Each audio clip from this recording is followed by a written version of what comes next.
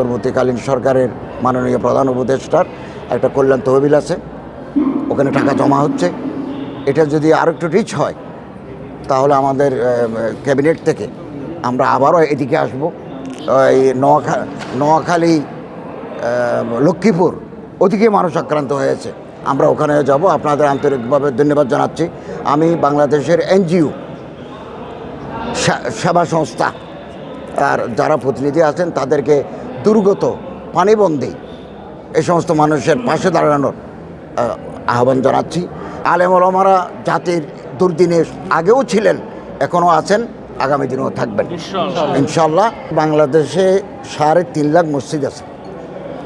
অধিকাংশ মসজিদ স্থানীয় জনগণ কর্তৃক পরিচালিত।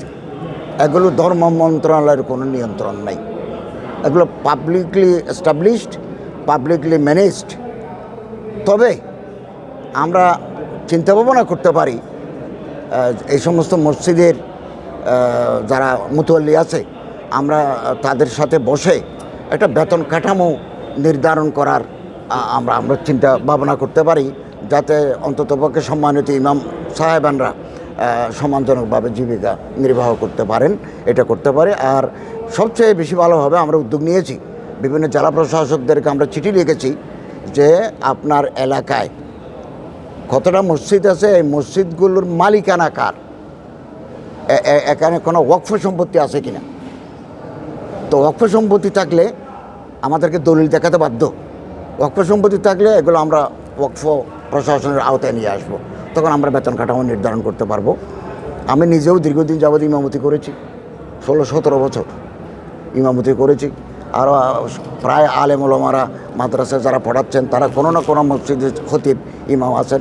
বেতন কাঠামো কত এগুলো আমাদের জানা আছে, আমরা আন্তরিকভাবে চেষ্টা করব।